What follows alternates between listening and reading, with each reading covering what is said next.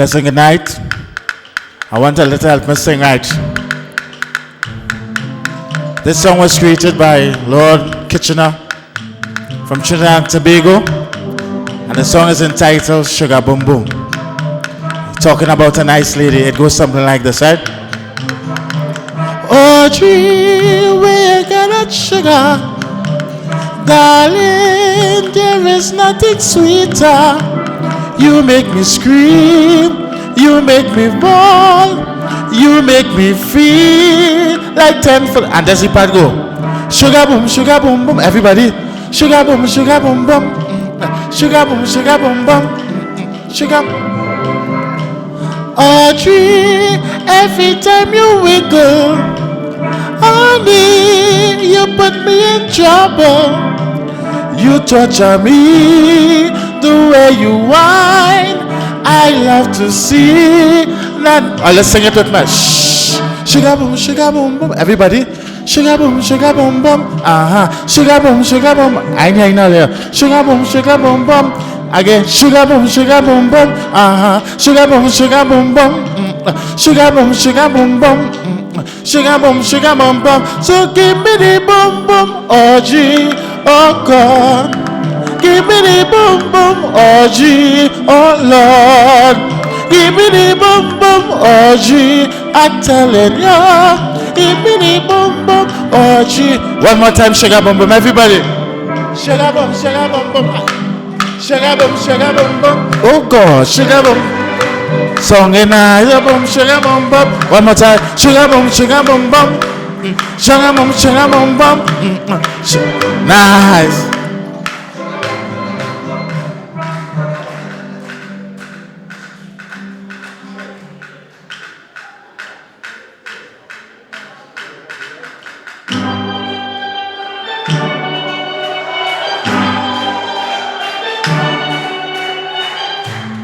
Bum bum, did you bum like, don't bum like, I give you bum like, don't come right, I give me bum like, come like.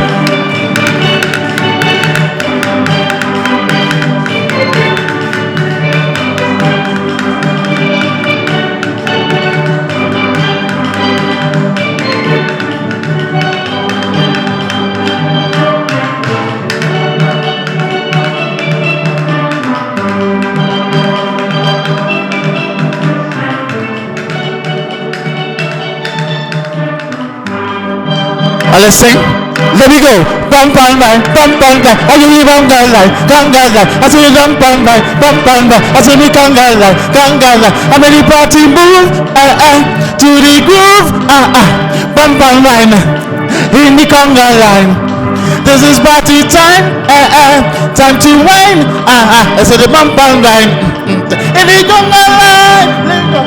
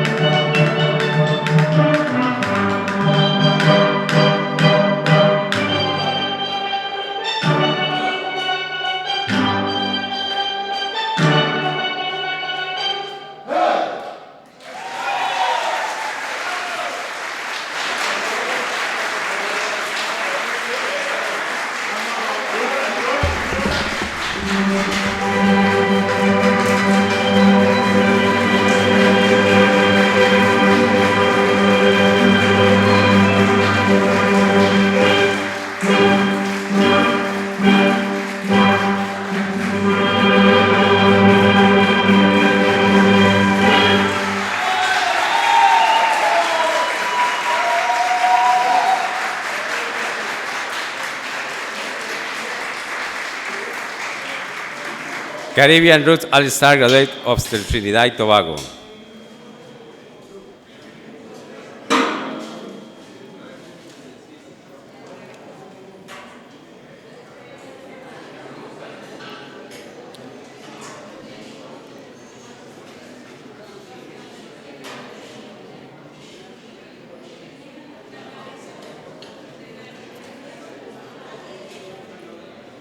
Voy a solicitarle por favor a los señores que nos van a acompañar en el foro que nos acompañen aquí al frente, la señora diputada, por favor, el señor diputado, que nos acompañen aquí al frente. Igualmente a don Queens y a don Manuel, por favor.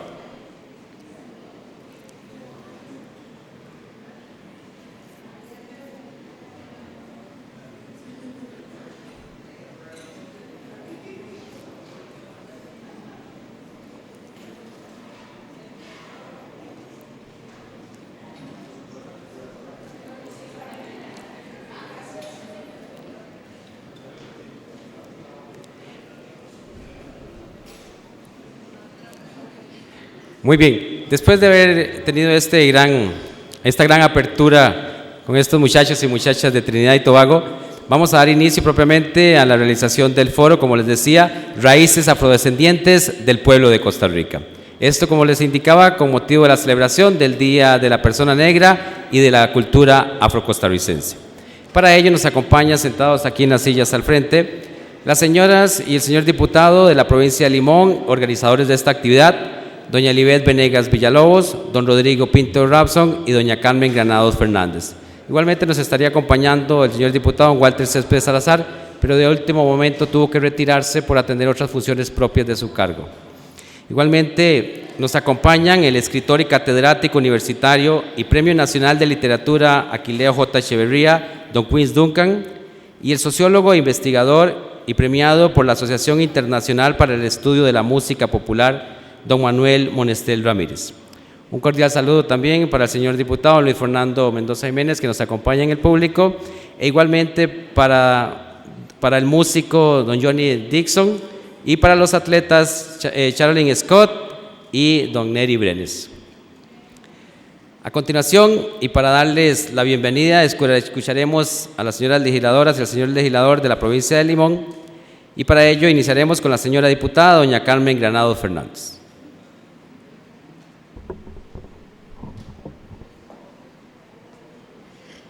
Muy buenas noches a todas y todos aquí presentes y a el panel que tenemos aquí hoy de lujo, diría yo. Sabor, color y hermandad es lo que hemos visto durante el transcurso de la semana. Pero más que eso, hemos visto una provincia aguerrida, una provincia que ha mostrado durante el tiempo una consistencia y una resistencia, no solo por la parte del deporte, sino también en la música, en donde vemos que para poder escuchar lo que tuvimos hoy en la noche se requiere de tiempo, horas de esfuerzo, horas de práctica y ganas de querer hacer las cosas con sabor. Yo en esta noche quiero agradecer a mis compañeros de Limón, diputados Rodrigo Pinto, Elibeth Venegas y también a don Walter Céspedes, que hemos hecho un trabajo en conjunto, no solo para que esta semana sea una semana de hermandad, sino que hemos estado unidos en el tiempo que hemos estado en esta legislatura y hemos conformado un manifiesto por Limón, en donde nos hemos dado cuenta que Limón debe crecer porque nosotros estamos dando el ejemplo de que solo unidos podemos sacar una provincia, y hoy Limón está dando muestra de esa unidad a través de todas las actividades que se han venido haciendo organizadas y que culminarán también este fin de semana en grande. Muchísimas gracias a todos ustedes aquí presentes por acudir a nuestro llamado, porque creemos que el tema que tocaremos hoy es un tema interesante, porque la sangre afrocaribeña no está solo en Limón, está en todo Costa Rica ya, y queremos saber cómo fue la inserción de esta sangre afrocaribeña y conocer más de esto. Muchísimas gracias y que disfrutemos esto. Buenas noches. Escuchamos ahora las palabras del señor diputado don Rodrigo Pinto Rapson.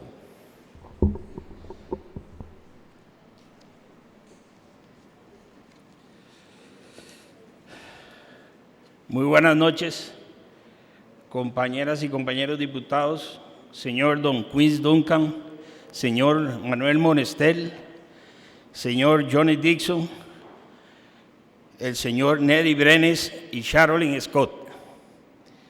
Estamos reunidos en esta oportunidad en el emblemático Salón de Expresidentes para conmemorar el primer aniversario del Día de la Persona Negra y la cultura afro-costarricense, fecha de gran importancia para el pueblo limonense, así como a nivel nacional e internacional. De antemano quiero agradecer la participación de los estimables panelistas que nos acompañan, quienes nos transmitirán sus conocimientos sobre las raíces afrodescendientes del pueblo de Costa Rica, temática de suma relevancia hoy que celebramos los muchos aportes de la etnia a la construcción de nuestra nación. Esta mañana, las y los diputados de Limón tuvimos la oportunidad de compartir con artesanos, microempresarios y artistas limonenses afrodescendientes que nos acompañaron en la Feria Caribeña que organizamos para el deleite del público en general. Como diputados nos hemos comprometido a fortalecer la democracia costarricense y por ello celebramos porque esta también se construye desde la perspectiva cultural con mayor solidaridad y compromiso con el desarrollo regional. De ahí nuestros esfuerzos y empeño para que la reforma al artículo 1 constitucional sea una realidad a corto plazo, para que nuestra Carta Magna declare a Costa Rica una república multiétnica y pluricultural. Celebremos estos días con júbilo, celebremos con orgullo toda la riqueza cultural de nuestro país y esta noche en particular celebremos a un hombre que por casi 50 años ha puesto el nombre de Costa Rica en alto en la melodiosa voz, un hombre que hoy homenajeamos ser un digno representante de la comunidad afro-costarricense, el señor Johnny Dixon. Y también démosle todo el apoyo y cariño a estas dos grandes figuras del deporte, el señor Neri Brenes y Sharolyn Scott. Muchas felicidades, amigo, y gracias por sus incansables esfuerzos de promover la cultura, el arte y la música nacional. Muchas gracias.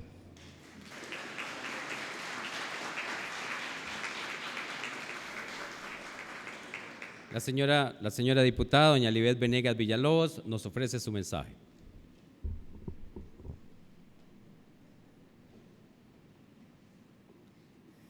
Muy buenas noches, amigos y amigas que nos visitan.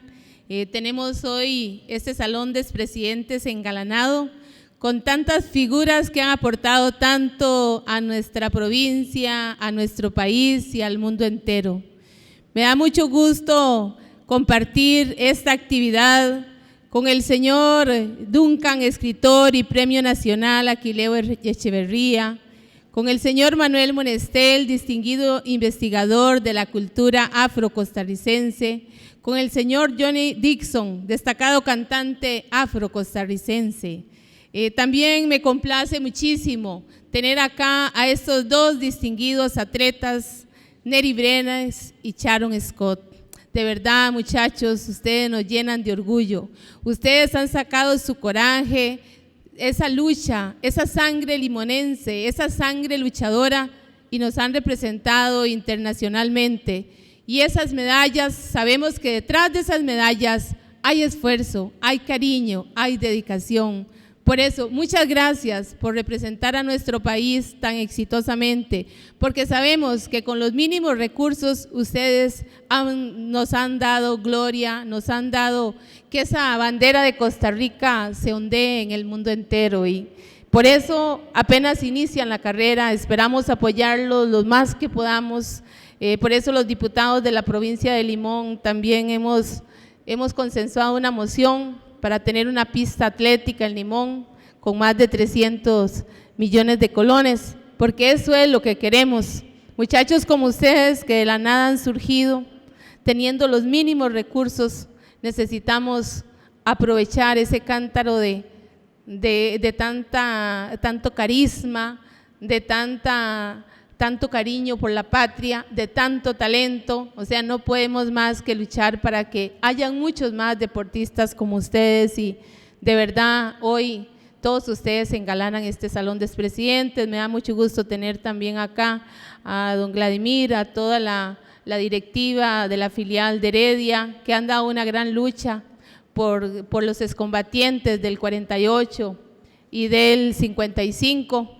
También tenemos acá educadores y educadoras, señor supervisor de Roxana, del Cantón de Pocosí, la Dirección Regional de Guapiles, directores, docentes, que hoy están con nosotros, que hicieron un gran esfuerzo también por estar compartiendo esta actividad. Pero bueno, los que vinimos lo estamos disfrutando muchísimo y gracias por estar acá, gracias por haber sacado un espacio en su agenda y por decir, hoy vamos a estar compartiendo esta gran fecha, una fecha histórica.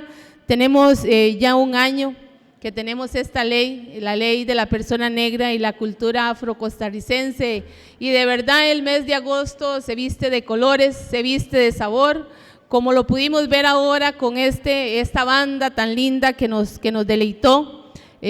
También agradecemos muchísimo a don Ramiro Crawford, coordinador de estos festivales, de verdad agradecerle muchísimo por participarnos de tan excelente espectáculo. Así es que nuestras felicitaciones a estos grupos que nos han deleitado de verdad con mucha calidad.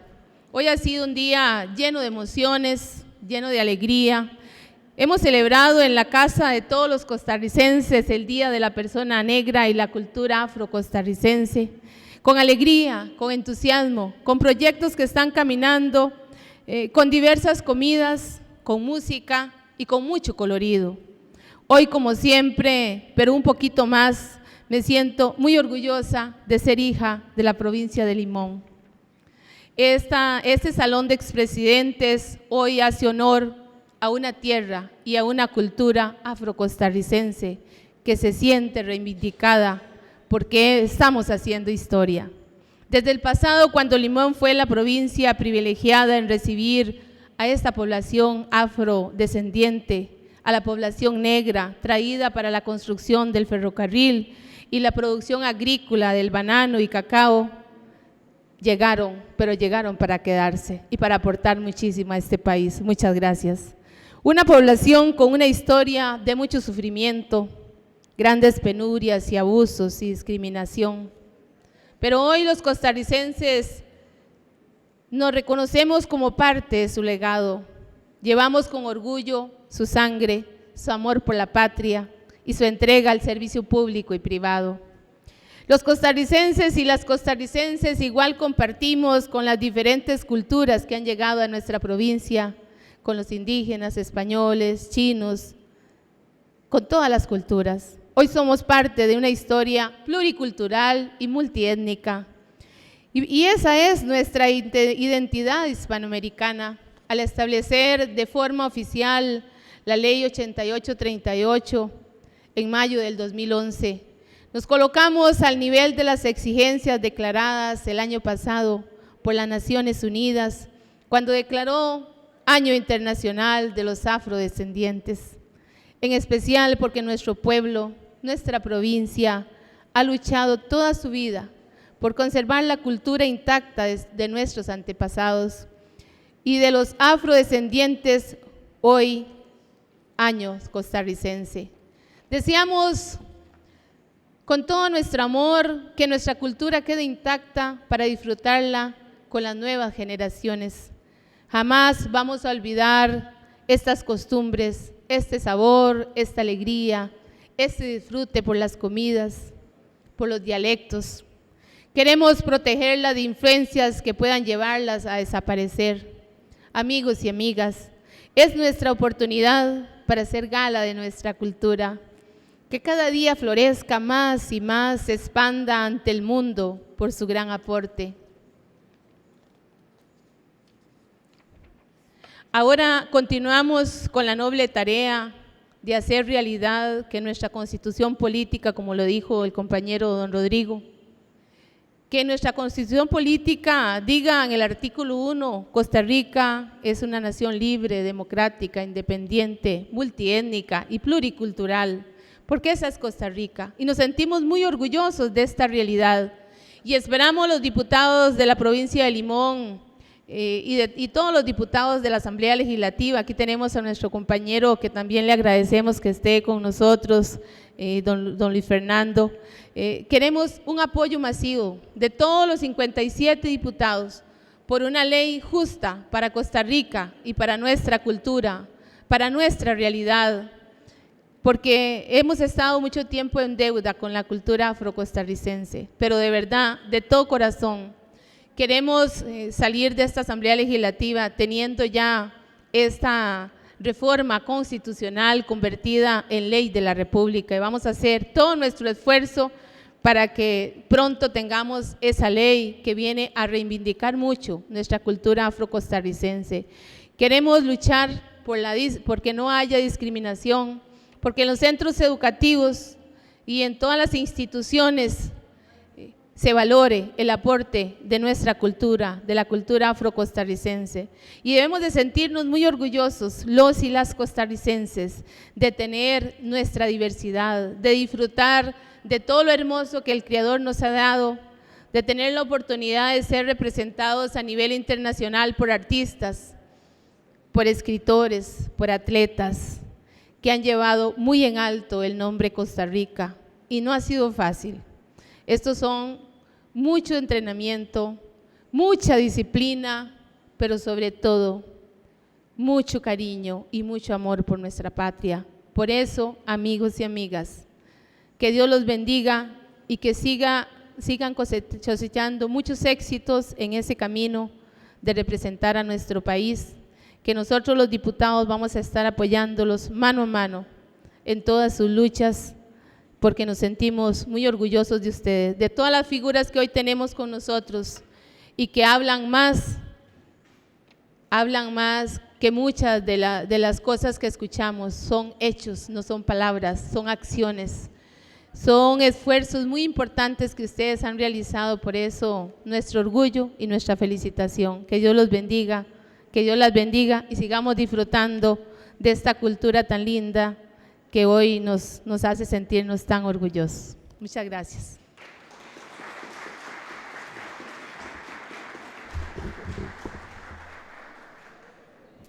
Abro comillas. Un pueblo sin conocimiento de su historia, orígenes y cultura es como un árbol sin raíces. Si tienes seguridad en ti mismo, ya has derrotado la carrera de la vida. Usted ha ganado antes de haber comenzado. Cierro comillas, Marcos Galvey. Las diputadas y los diputados 2010-2014 de la provincia de Limón, en el marco de la celebración del primer aniversario del Día de la Persona Negra y de la Cultura Afrocostarricense, Ley 8938, quieren conferir mención de honor a 3 ilustres ciudadanos, y son Johnny Dixon, Charolyn Scott Norman y Neri Brenes Cárdenas, por su aporte a la cultura afrocostarricense, su empeño y dedicación. Por favor, para que reciban ese reconocimiento de parte de los señores diputados y las señoras diputadas.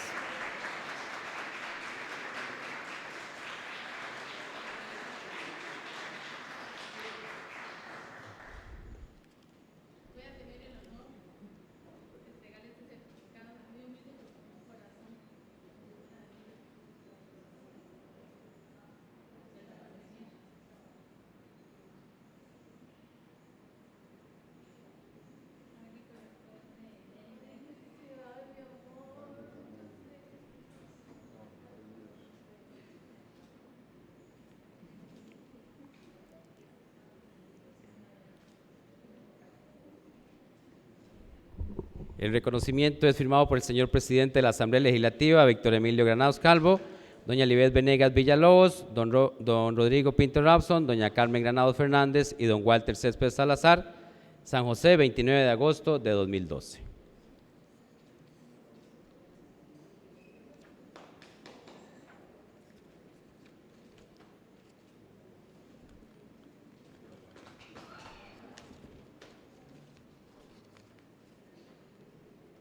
Ahora sí, démosle fuerte el aplauso a estos 3 grandes de nuestra provincia de Limón.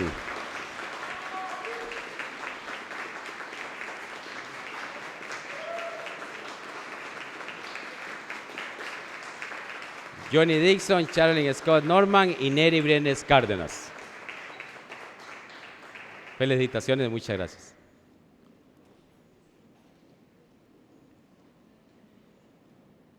Tenemos ahora el desarrollo de las exposiciones. Para ello me permito presentarles al escritor y catedrático universitario Don Quince Duncan Moody. Varias de sus obras literarias, cuentos, ensayos y novelas han sido distinguidas con el Premio Nacional de Literatura Aquileo J. Echeverría y con el Premio Editorial de la Editorial Costa Rica. La Universidad de St. Olaf de Minnesota le otorgó en el año 2001 el doctorado honoris causa por su labor académica, literaria y su lucha por los derechos humanos. Hay numerosos artículos y capítulos de estudios literarios dedicados a sus trabajos. Ha dictado conferencias y presentado ponencias sobre temas literarios y etnorraciales en África, Australia, Europa, Canadá, los Estados Unidos, México y varios países del sur, de Sudamérica y del Caribe. Con ustedes, el catedrático universitario y escritor, Don Quince Duncan.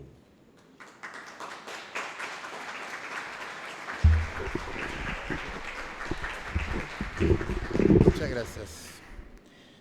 Distinguidos señores de la mesa y señoras de la mesa, distinguido público, un gusto conversar con ustedes hoy. Se me ha pedido que hable sobre la presencia de los afrodescendientes en este país. Resulta que el español Sánchez de Badajoz, cuando explora la Costa Rica en 1540, viene acompañado de 9 negros esclavizados. Y cuando mataron al español Diego Gutiérrez, los indígenas en defensa de su tierra, legítima defensa de su tierra, también murieron algunos negros en ese momento. Juan de Caballón, el conquistador que inicia la colonización del Valle Central, dice que entró al territorio, lo que es hoy Costa Rica, con 90 hombres, incluyendo soldados españoles y esclavos negros. Con el paso de los años, siguieron llegando estas personas a Costa Rica, que fueron tomando el nombre de pardos. Posiblemente muchos de nosotros, cuando estudiamos, nos hablan de la presencia, discúlpenme, pero es la 4ª conferencia del día. Nos hablan de los pardos y posiblemente pasa un poco como los filibusteros, ¿verdad? No vienen de ninguna parte, no sabemos realmente qué son. Los pardos eran la población negra en la época colonial. Dice, y por ejemplo, decía el obispo Morel de Santa Cruz, que era el obispo de León y de Costa Rica, que había encontrado la población de los pardos en Cartago. Aquí tengo también una cita del ingeniero Luis Díaz Navarro. El ingeniero Luis Díaz Navarro es el gobernador de Costa Rica en 1744. Dice: hay en la ciudad de Cartago muchos españoles europeos y de la tierra son los criollos, los que nacidos aquí, y hay muchos mulatos y negros, y en los valles, o sea, el Valle Central, hay muchos de estos. Y sobre el Pacífico Central y Norte, dice el ingeniero Díaz, en este territorio, Esparza, Bagaces, Nicoya, hay varias casillas de paja llamadas hatos, en donde se cría algún ganado vacuno, caballar y mular. Todos los habitantes son mulatos. 1744. El obispo Morel, que les mencioné antes, en 1751, dice: el barrio de Los Ángeles, Cartago, es de mulatos. Por esta tacha, los vecinos de Cartago los han segregado de la ciudad, poniéndoles por lindero una cruz de Caravaca. Vean, los datos para 1793 son los siguientes. Para Alajuela, tercera ciudad del país central, del país, el 77% mestizos, 11% españoles, 13% mulatos. Esas son cifras que nos presenta el investigador Samuel Stone, basado en datos de Monseñor Thiel.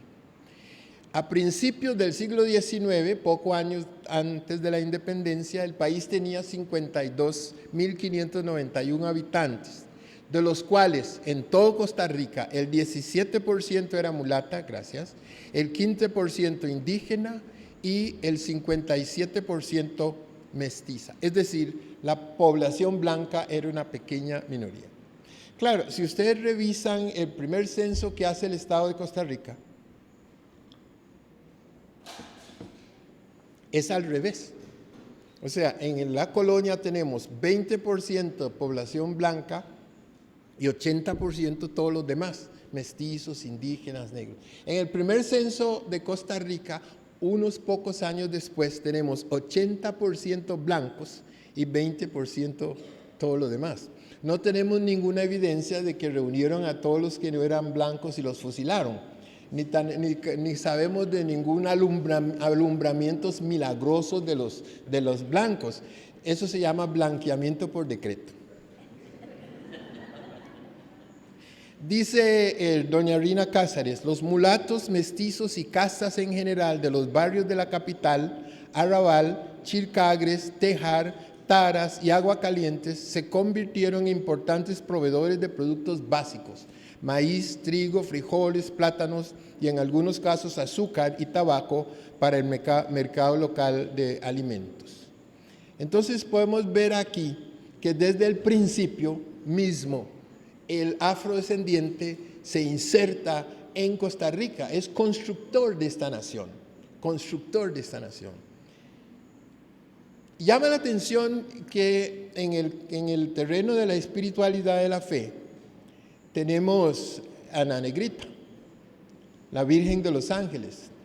Y durante años se viene, historiadores racistas, dicen, no, era un indígena y ha pasado la pobre, cambiado de raza, ¿verdad?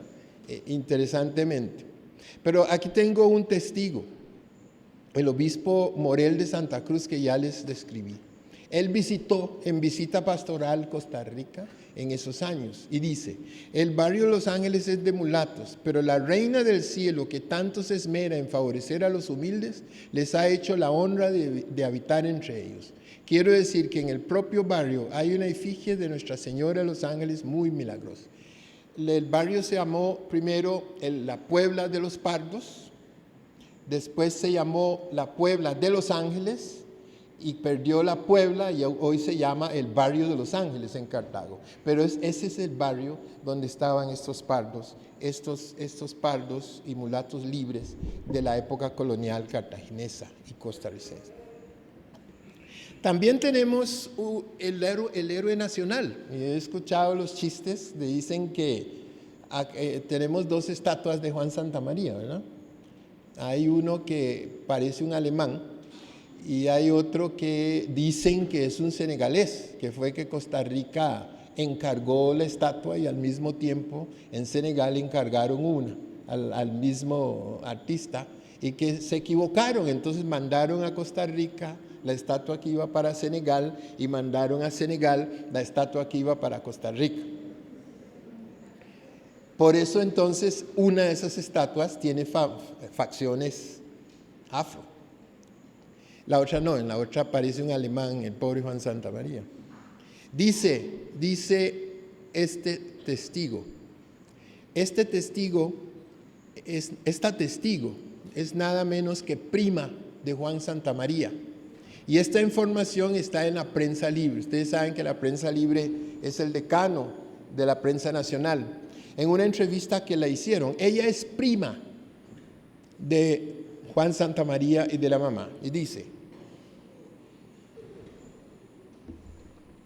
Juan era hijo de un hombre del departamento del Guanacaste. Esos hombres traían ganado cada 8 días.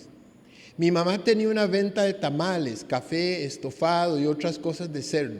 Una venta de comida, pues. Casi siempre comían en casa unos negros de esos del ganado. Entonces fue cuando la finada se enredó con uno de ellos y después nació Joaquina, que salió negrita como Juan. Figúrese, los que iban a casa molestaban mucho a la finada porque se había enamorado de un negro irizo, como ella era bonita. Es decir, Juan Santa María era afrodescendiente. Y bueno, nosotros, como en el resto de América Latina, somos muy buenos para invisibilizar. No sé si ustedes lo saben, pero cuando Mauricio Meléndez comenzó a hacer algunos estudios genealógicos y comenzó a ir para atrás buscando raíces de algunas familias importantes, misteriosamente desaparecieron páginas de los archivos nacionales. O sea, gente que llegó y arrancó la página para que no se descubriera que ahí en el closet estaban los esqueletos de una abuela negra.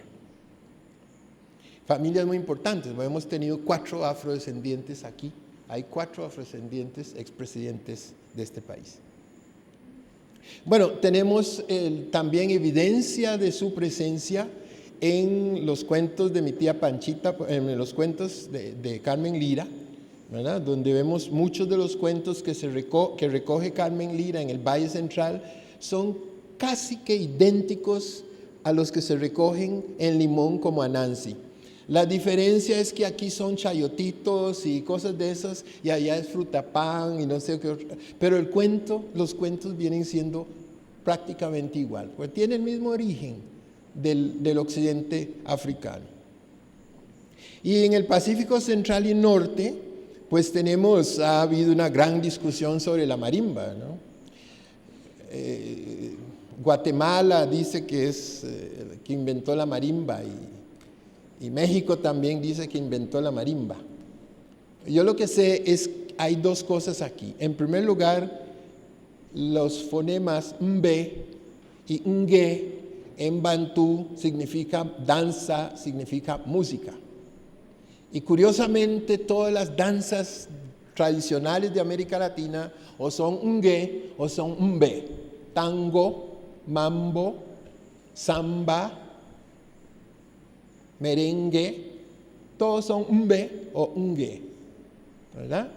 Cumbia, todos tienen ese fonemas bantúes. Y la palabra marimba, que tiene también mbe, en lengua bantú significa maderas que cantan.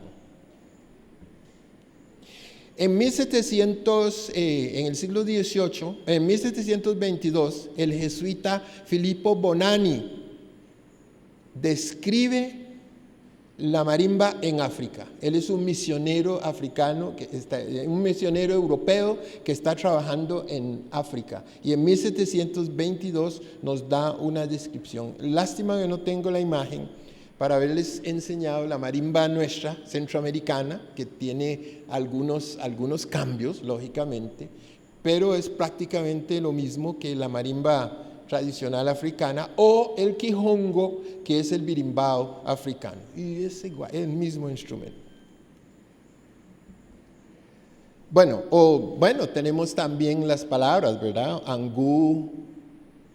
Siempre digo, nosotros no comemos tripas, comemos mondongo. Nos lleva candanga. Comemos morongo. Viajamos en panga. Y nos molesta, fumamos la cachimba, y también la cachimba, bueno. Ahora, durante en los primeros años, a finales de la colonia, los primeros años de la independencia, hay un proceso intenso de mestizaje. Pues ustedes me preguntarán, ¿y toda esa gente qué se hizo? Como en El Salvador fue muy divertido, un colega estaba exponiéndole a los salvadoreños los orígenes africanos de la nación salvadoreña. En salvadoreño se supone que no hay negros y nunca los hubo. Y entonces le dicen, doctor, ¿y qué se hizo toda esa gente? Y el colega sonrió y dijo, aquí estamos, mijita, no nos hemos ido, somos usted y yo, ¿verdad?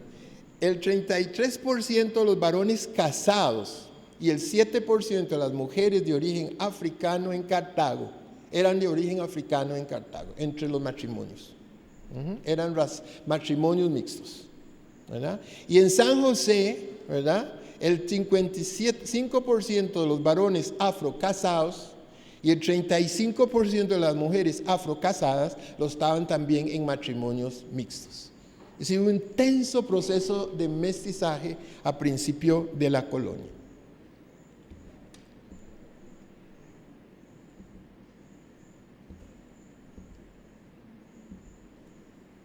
Bueno, otro grupo interesante, va a venir a otra migración interesante, es un grupo pequeño que llega al Guanacaste con Antonio Maceo. Es Antonio Maceo, el héroe cubano, en uno de sus exilios vino a dar a Costa Rica y el gobierno costarricense le autorizó a traer personas cubanas, ¿verdad? Y por supuesto, siendo él de los ejércitos Mambi, por supuesto que una buena parte de los que lo acompañaron eran afrocubanos. Todavía están allá. Hace unos años mi hermano Donald Allen los entrevistó a una de las señoras que todavía recordaba al negro Maceo que llegaba a su casa. Están en la mansión de Nicoya y esa es una segunda presencia. También tenemos a los que se establecieron en la segunda mitad del siglo XIX en la provincia de Limón. Familias de San Andrés, familias de Panamá y familias de Nicaragua que se fueron estableciendo en lo que hoy es Cahuita, Manzanillo, Puerto Viejo y toda esa zona. Es bien interesante la fundación de Cahuita, ahora que se está peleando lo de las zonas costeras. Don Alfredo González Flores naufragó en esa zona y fue rescatado por los habitantes de Cahuita. Entonces, cuando él dijo ¿cómo puedo agradecer lo que ustedes? Entonces le dijeron, bueno, es que el pueblo no tiene centro. Si ustedes ven allá, bueno, ahora Puerto Viejo también, pero ven en la zona atlántica, los pueblos que tienen así, que ha tenido siempre un centro muy bien delineado, con calles rectas, es Cahuita. Y precisamente entonces don Alfredo González dice, bueno, ¿y qué? ¿Pero qué? Dice, bueno, es que está esa tierra ahí, pero es de un señor y mándemelo a llamar. Lo mandó a llamar, le dijo, ¿por cuánto vende esa tierra? El señor medio muerto de risa dice, este Paña no lo voy a volver a ver nunca, ¿verdad? Aunque sea el presidente. Le dio un precio ahí cualquiera. Ah, muy bien. Y no había pasado un mes cuando regresaron los ingenieros con el dinero, le pagaron al señor su tierra y delimitaron el pueblo de Cahuita. Entonces estaban, antes de la Constitución, estaban ahí. Y bueno, luego está esa población entonces que es de San Andrés, Colombia. Hace unos años estuve allá en San Andrés dando una charla en la universidad y la televisión local vino a hacerme una entrevista que comenzamos en español, seguimos en inglés cuando se dieron cuenta de que yo era limonense y terminamos en el creol, ¿verdad? Para la televisión local de San Andrés. Y resulta que en ese momento Walter Robinson era diputado de acá y su primo era alcalde de allá en San Andrés. Es una misma población. Ahora, viene el otro gran influjo. Resulta que Costa Rica, que había sido una colonia muy pobre, descubrió finalmente la gran oportunidad de tener unos ingresos importantes en el café. Y comenzó la exportación de café a Panamá, a Chile, finalmente a Europa. Pero el café costarricense llegaba de un precio muy alto a Europa y tenía problemas para competir con el café de Colombia, el café de África, etc. ¿Por qué? Porque teníamos que sacar el café al Pacífico en carretas. No sé si ustedes saben, las diferentes ciudades de aquí a Caldera, de aquí a Punta Arenas, están más o menos a 17 kilómetros uno del otro. ustedes van de San José a Heredia, más o menos son 17 de Heredia a Alajuela, más o menos son la misma distancia, que era la distancia a que más o menos se calculó que podía aguantar la mula para andar en un día, jalando, ¿verdad?, las carretas. Entonces había que sacar en Punta Arenas, montarlo en esos botes e ir a dar toda la vuelta al continente. Había que bajar hasta Chile para luego enrumbarse al Mar Caribe y luego al Atlántico, que es donde queda Europa. No existía el Canal de Panamá y de todos modos eran a veces de vapor, pero también botes, ¿verdad? Entonces el café costarricense era muy, muy caro. Entonces se necesitaba realmente una vía a la zona, al Caribe, para sacar el café costarricense. Teníamos 3 problemas. Teníamos el problema técnico, la tecnología. Teníamos el problema de dinero y teníamos el problema de la mano de obra. La tecnología lo resolvimos trayendo a miembros de la familia Kidd. No a don Henry Meigs Kidd, que era el famoso en ese momento, había hecho el ferrocarril trasandino, ¿no? Pero yo me imagino, hace poco estuve en el aeropuerto en Minnesota y escuché una musiquita y me quedé, qué raro, los gringos ahora escuchan música costarricense. Entonces dejé lo que estaba haciendo y presté atención y al final oigo una voz que dice, Costa Rica, the hot spot to be. Costa Rica, el lugar caliente donde estar. Pero resulta que en 1870 Costa Rica no era ningún hot spot to be, ¿verdad? Entonces cuando llegaron a proponer a este señor Henry Meigs que viniera a construir el ferrocarril, me imagino que dijo, ¿Costa what? ¿Costa where? ¿Costa who? Y no vino. Pero vino su sobrino, el Minor Kidd, que fue el que finalmente nos vino a resolver el problema de la tecnología. Luego necesitábamos dinero. Primero los cafetaleros pusieron el dinero y cuando se agotó, préstamos franceses e ingleses. Y el gran problema que faltaba era de dónde tomar la mano de obra. Costa Rica en ese momento tenía muy poca población y los costarricenses que iban a la zona atlántica no sobrevivían, o sea, morían. Por ahí encontré un decreto que prohibía a los trabajadores costarricenses ir a trabajar a Limón. Y había 2 motivos. Uno, porque se morían. Y segundo, no podían con la zona. Y segundo, también porque se necesitaba mucha mano de obra en las fincas cafetaleras. Entonces no podíamos darnos el lujo de que se fueran a morir a Limón. Entonces comenzaron a buscar gente en New Orleans, trajeron chinos, trajeron italianos, ¿verdad? Muchos de los Albán y de los de Santi y todos esos vinieron a construir ferrocarril entre San José y Turrialba. Y se trajo entonces chinos y se trajo afrodescendientes, jamaicanos sobre todo, para construir de Limón hacia arriba, de Limón hacia Cartago. Y con eso entonces se resuelven esas primeras. Entonces, esa es la otra gran migración, ¿verdad? Por ejemplo, en el 1872 tenemos en Limón 500 chinos, ¿verdad? Entre los 2.500 pobladores de Limón.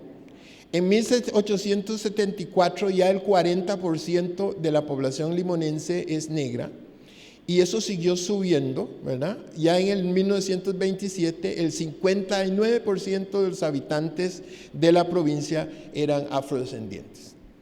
Me acaban de decir que con el último censo que hay más negros en San José que en Limón. Interesante.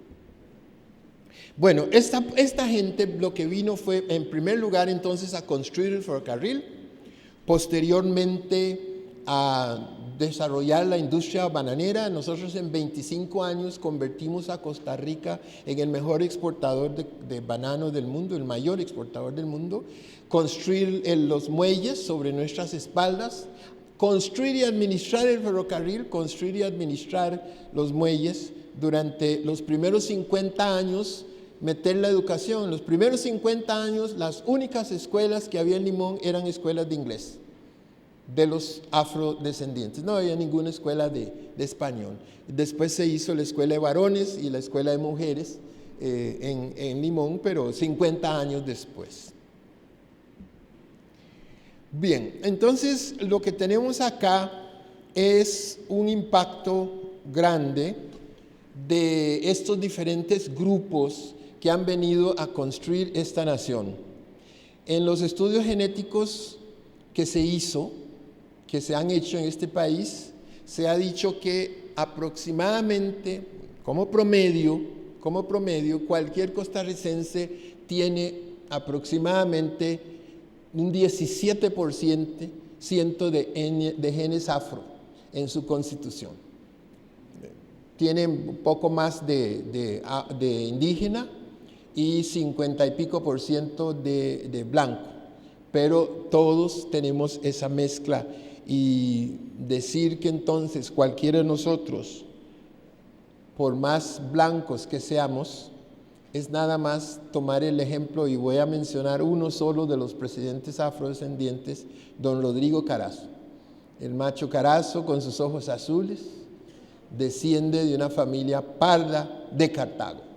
Entonces, tenemos que entender que genéticamente, bueno, además las otras contribuciones, ¿verdad? Entonces, todo lo que trabajaron los pardos, todo lo que trabajaron en la ganadería en Guanacaste, todo lo que trabajaron construyendo esta nación, y posteriormente los afrocaribeños que vienen también a permitir el desarrollo de este país, y las contribuciones en el campo del deporte, en el cricket, en el béisbol, en el baloncesto, y luego también en el fútbol, y ahora también en el campo del atletismo. Tenemos dos excelentes representantes acá.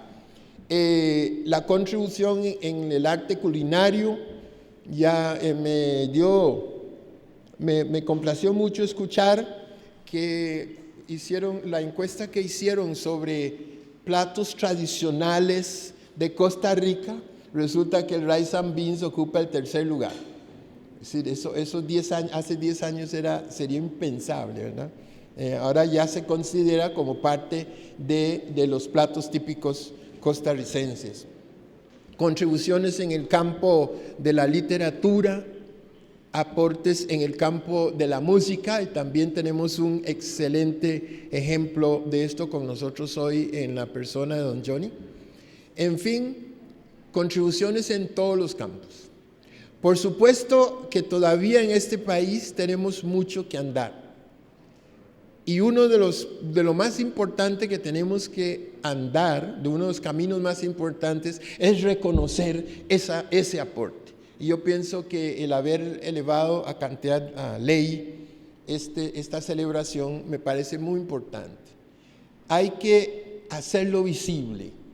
Gracias también a ese aporte, pudimos también el año pasado desarrollar un librito que se llama La Afrodescendencia en Costa Rica, que el Ministerio de Educación ya editó y que están siendo entregados los maestros. 20,000 ejemplares, están trabajando con 20,000 maestros y profesores para que ellos sean reproductores en el aula de ese reconocimiento. Hemos tenido que enfrentar el racismo en este país, por supuesto. Nada más piensen en la invisibilización. ¿Por qué no sabemos nada de los pardos? ¿Por qué no sabemos de los expresidentes afrodescendientes? ¿Por qué no se nos habla de Juan Santamaría como afro? Bueno, es que del negro se habla cuando comete un delito, se le identifica por su color. Pero si hace algo positivo, no, se blanquea, ¿verdad? No se dice, no. Yo nunca he escuchado a nadie diciendo, bueno, a veces dicen el escritor negro Quince Duncan, pero no se refieren a mí en la televisión como negro Quince Duncan. Si yo hubiera matado a alguien, entonces sí, sería el negro Quince Duncan. Ese es el asunto. Decía en un artículo en la Prensa Libre, en el Diario de Costa Rica, ¿verdad?, de hace unos años, decía: la raza negra no ha llegado aún a mezclarse sensiblemente con la blanca. Pero en esto no ha influido sino el factor económico, pero este puede desaparecer y entonces el problema se nos presentará ya con caracteres verdaderamente serios que sería preferible prevenir a tiempo. Y el señor, de nuestro gran científico, don Teodoro Picado, ¿cómo es? Clorito Picado, viendo llegar a los afrodescendientes a la zona de Limón, le escribió a Fernández Guardia: nuestra sangre se ennegrece y si sigue así, del crisol no quedarán sino pedazos de carbón. Está asustadísimo, asustadísimo. Y dice Saúl Zapata, también, esto es un trabajador que lideró un movimiento para que se repatriara al negro, que se les echara del país, ya habían cumplido su misión. Negros costarricenses no hay. Los negros no se asimilan a nuestras costumbres, ni les gusta aprender el castellano. Los negros nacidos en Limón, hijos de padres antillanos, no son costarricenses. Bueno, a partir de la guerra civil del 48, eso ha tendido a cambiar. Las normas que impedían el libre tránsito o el libre trabajo se fueron quitando. A propósito, no hay ninguna ley de 1900 que impidiera al negro venir a San José. Eso es uno de los grandes mitos, no había una ley. León Cortés presionó mucho a la compañía bananera, entonces la compañía comenzó a cambiar la tripulación del tren en Turrialba, y cuando preguntaron a la compañía qué hay, dijo que era una ley. Y al final todos lo creímos, de un lado y de otro creímos que era una ley. La ley que sí existió es la de 1934 y fue aprobado unánimemente en el Congreso por todas las tendencias. Estaba Manuel Mora y no recuerdo si era León Cortés o Ricardo Jiménez, todas las tendencias, prohibiendo al negro ir a trabajar a la zona sur cuando la compañía bananera se trasladó ahí. Esa ley sí existió, pero la de que prohibía al negro pasar de Turrialba no es cierto. De hecho, yo nací en el Hospital San Juan de Dios por accidente, porque comencé a darle la guerra a mi madre antes de nacer y tuve que venir al hospital a tener el chiquito contra la costumbre que era tenerlo en la casa. Pero bueno, gracias, pero no era fácil, no se podía uno hacerse ciudadano.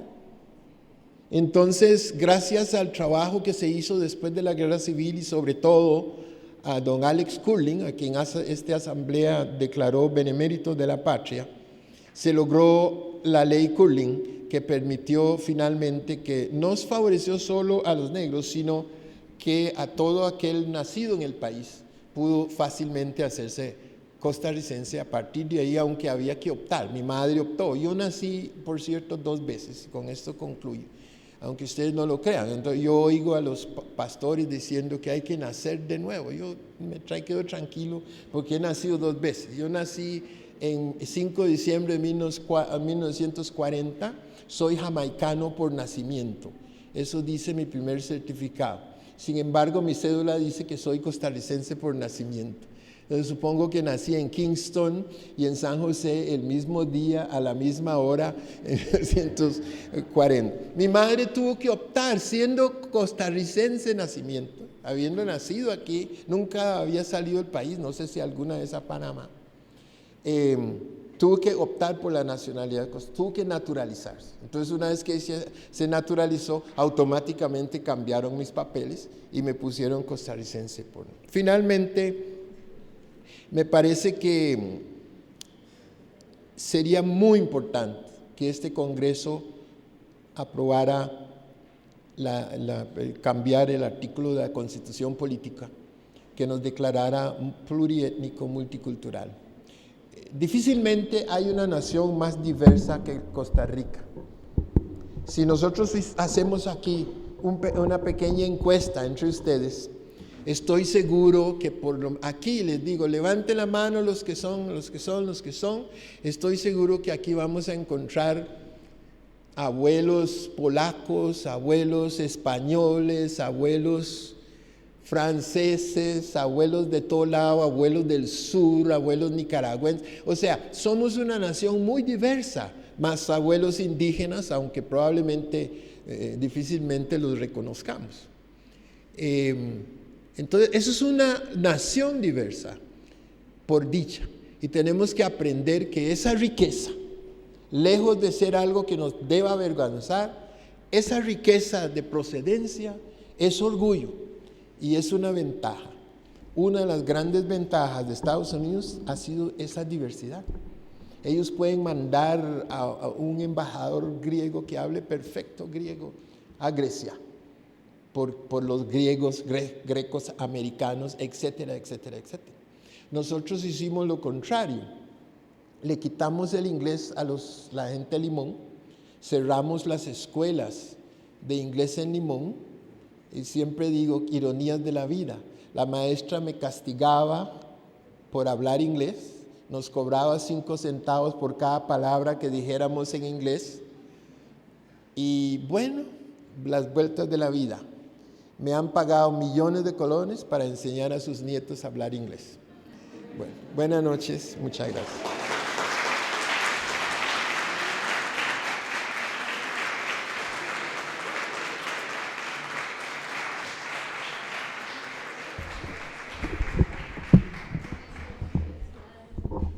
Muy bien, me permito presentarles ahora a don Manuel Monestel Ramírez, quien es sociólogo y máster en artes de la Universidad de Costa Rica.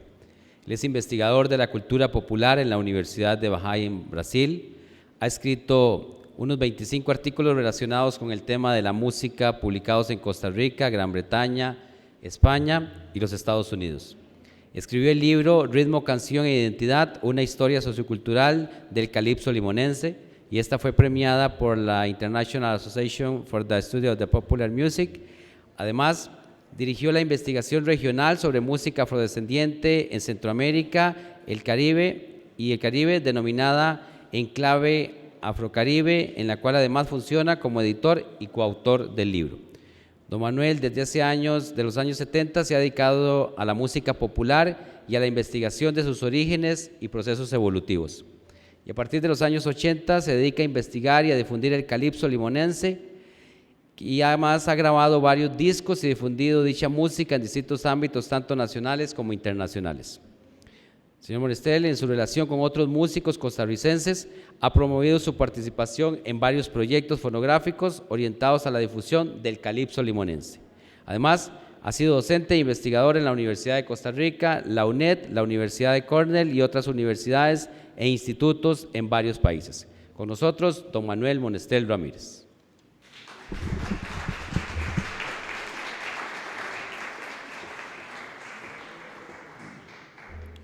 Gracias, muy buenas noches. Saludo a los señores diputados, al maestro Queens Duncan, a los homenajeados y al público en general. Bueno, uno siempre aprende cuando oye a Queens Duncan hablando, así es que lo que puedo decir es poco, agregado con toda la gran enseñanza que nos ha dado esta noche el maestro Queens Duncan.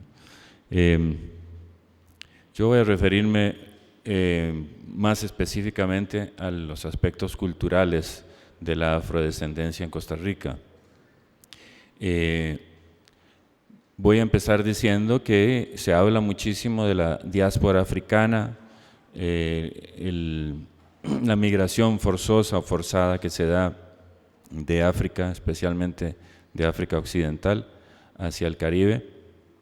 Pero esa gran diáspora luego se divide en pequeñas mini diásporas.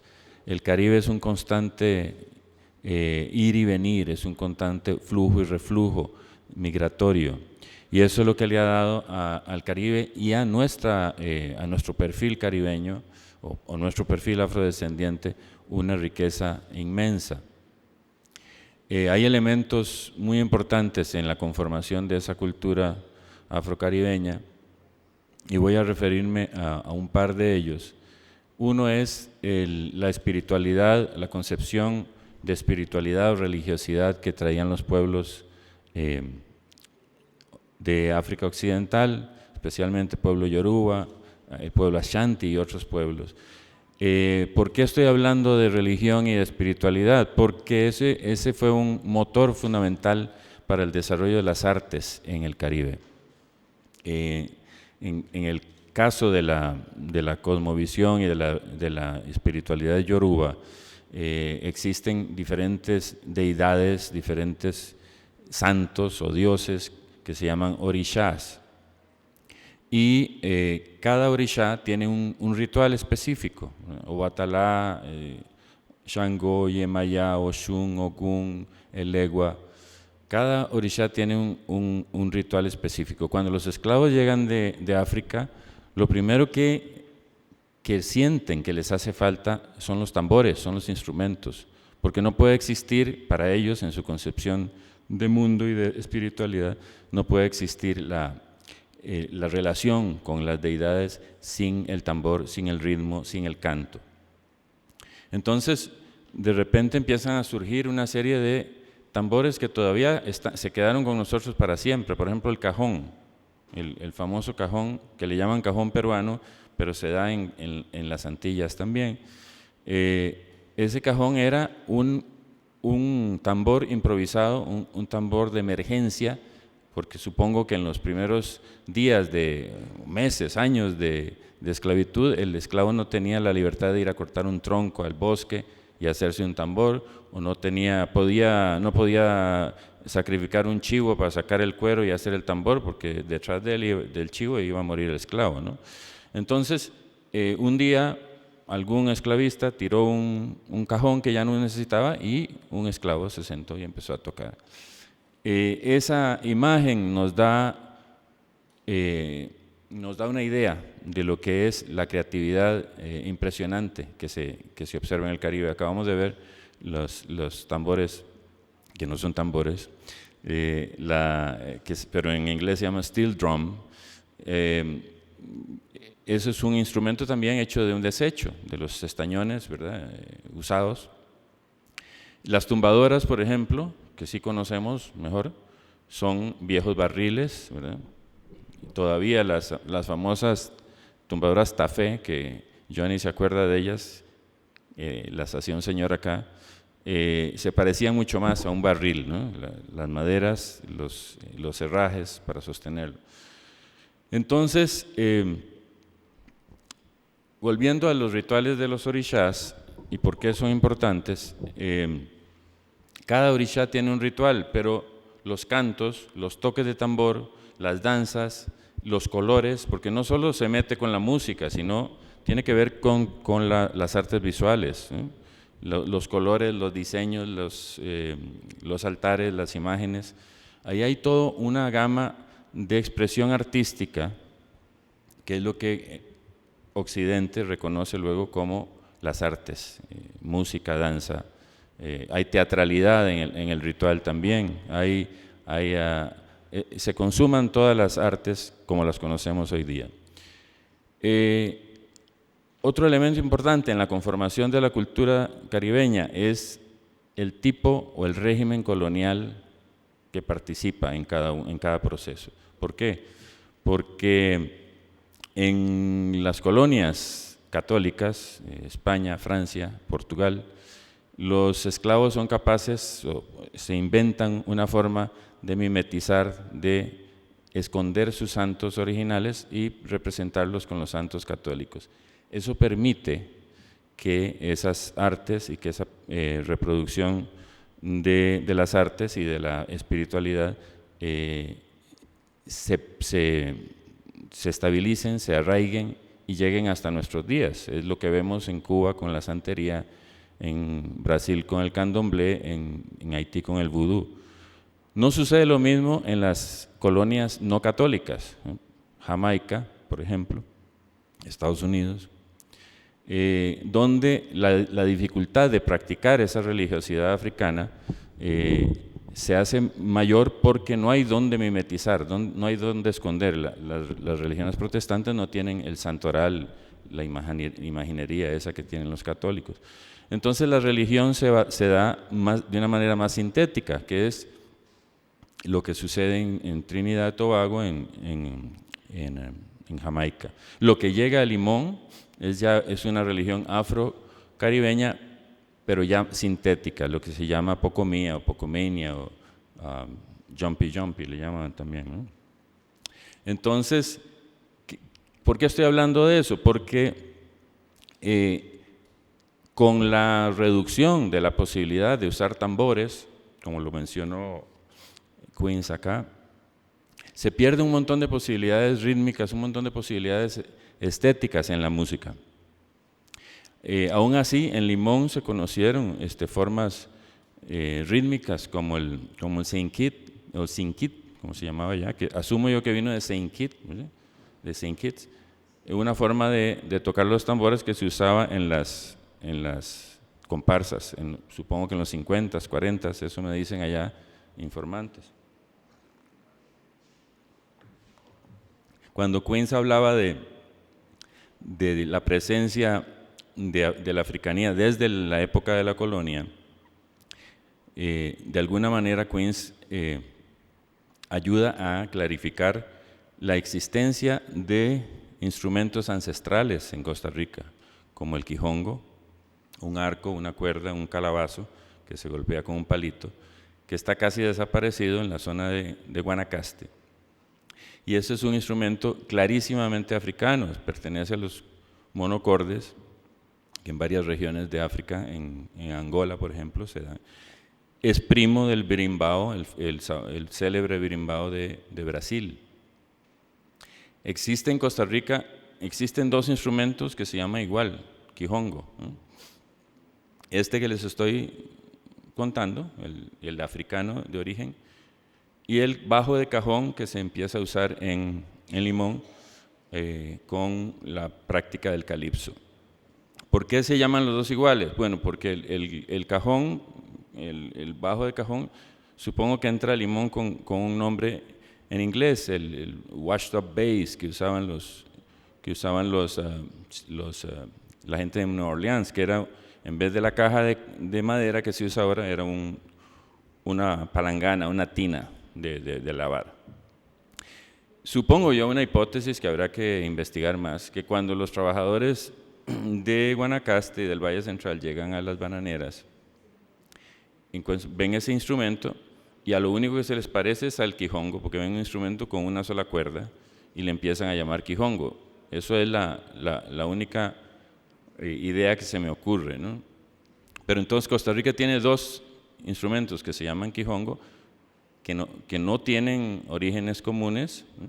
Y que funcionan diferente en el contexto de la música. Pero el quijongo de Limón, o quiongo con la J aspirada, viene a sustituir otro instrumento anterior que se conoció en Limón, que era la marímbula o marimbola, como se pronunciaba en Limón, que era también un bajo, un cajón también, con lenguas o teclas de metal, donde el músico se sentaba y las tocaba con sus dedos, con sus manos. Papatún, uno de los viejos calipsonians, me contaba que él conocía el instrumento y lo tocaban los viejos. En algunos textos también se menciona el cajón también. Hay en el libro de Carmen Murillo, se llama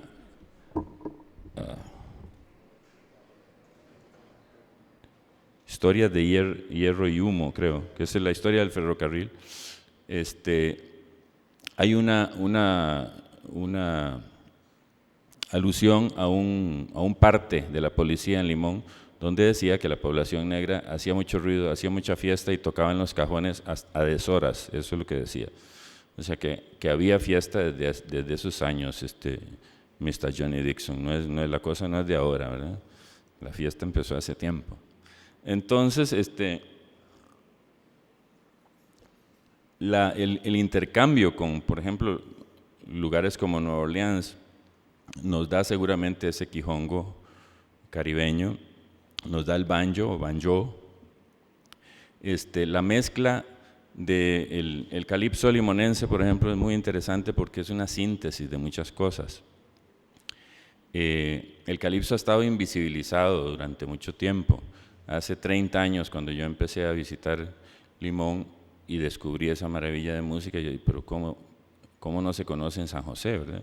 En San José conocían los discos de Harry Belafonte y suponían que eso era lo único que había. La invisibilización de la cultura limonense ha sido parte de la historia, ¿verdad?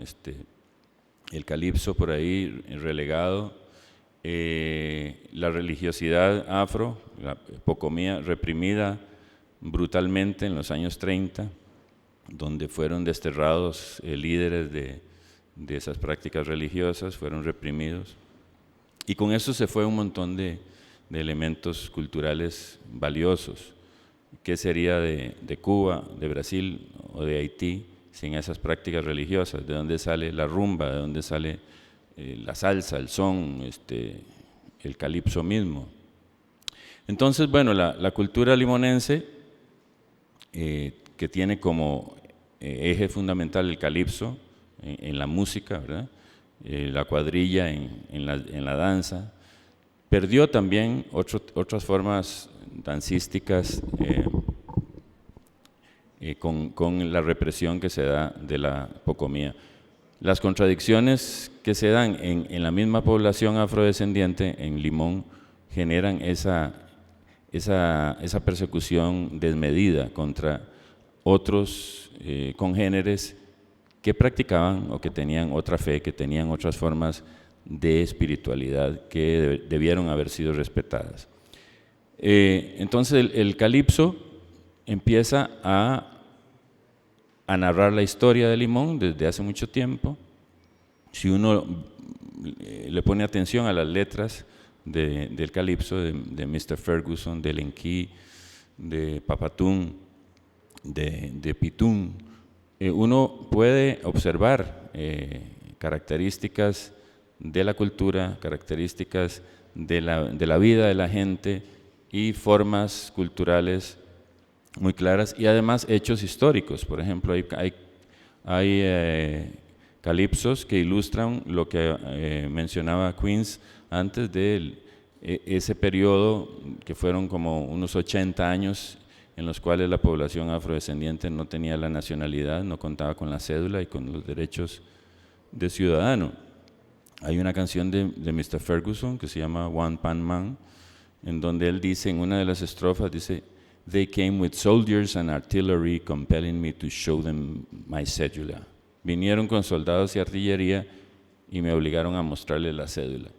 El calipso siempre exagera y digamos, el calipso es una especie de caricatura musical, siempre, pero el calipso también muestra rasgos de la historia. Ferguson ahí se está refiriendo a esos años de incertidumbre ciudadana en donde la población limonense, afrolimonense, no contaba con esos derechos ciudadanos. Existen otras canciones que recuerdan esa inseguridad de las generaciones más viejas. Cabin in the Wata también menciona eso, donde la discusión de Mr. Bato con la directora del Parque Nacional, y le dice, "Me born in Costa Rica", o sea, tratando de enfatizar que él también es parte de esta nación. Existe esos rasgos históricos que se pueden leer en los calipsos, la historia de la Monilia y el desastre de la plantación de cacao. Lenki escribe un calipso sobre el huracán Juana cuando amenazaba con golpear Limón. Se pueden ver narraciones musicales ahí en los calipsos. La historia cultural de Limón se sigue escribiendo. El calipso, por ejemplo, empezó a moverse hacia el Valle Central y empezó a ser parte del imaginario costarricense en las últimas décadas, y yo creo que un buen porcentaje de la población costarricense ya por lo menos entiende que una de las formas musicales de este país es el calipso. Ese tipo de luchas que se dan en distintos planos, en el plano civil, en el plano político, en el plano de la visibilización de lo negro en Costa Rica, también pasa por la cultura, también pasa por las expresiones musicales. Con Johnny Dixon hemos vivido montones de historias allí, ¿verdad? Tratando de promover el calipso, no porque sea solamente un tipo de música linda para moverse, para bailar, para disfrutar, que la es, sino porque también es, de alguna manera, desde mi punto de vista, es un canto de lucha, es un canto de resistencia cultural además, otra parte interesante del calipso es que en general la mayoría de los calipsos se cantan en inglés criollo, en inglés caribeño, y eso es también una forma de preservar la lengua, que es uno de los ejes fundamentales de una cultura. Un pueblo que pierde su lengua pierde un montón de cosas, ¿eh? Recuerdo yo, amigos míos negros de San José, una amiga que me confesó con lágrimas en los ojos que no podía hablar bien con su abuelo o con su abuela porque ella no sabía inglés y los abuelos no hablaban bien español. O sea, la pérdida de la lengua es una de las formas de debilitar un grupo cultural y subordinarlo y, digamos, hacerlo perder su identidad. La integración cultural en Costa Rica, la integración de la población afrolimonense, ha sido un proceso lento, duro e injusto, donde todavía se cuestiona la posibilidad de hablar inglés criollo, todavía se cuestionan un montón de elementos de la cultura afrolimonense, y yo creo que si queremos llegar algún día a ser una democracia en todo el sentido de la palabra, tenemos que empezar a abrir la mente y a entender las diferencias como fortaleza y no como debilidad. La diversidad cultural de un país es una fortaleza, no es una debilidad. La historia esa de la nación costarricense como blanca, ese gran mito, debe desaparecer y debemos entendernos como una nación multilingüe y pluricultural. Muchas gracias.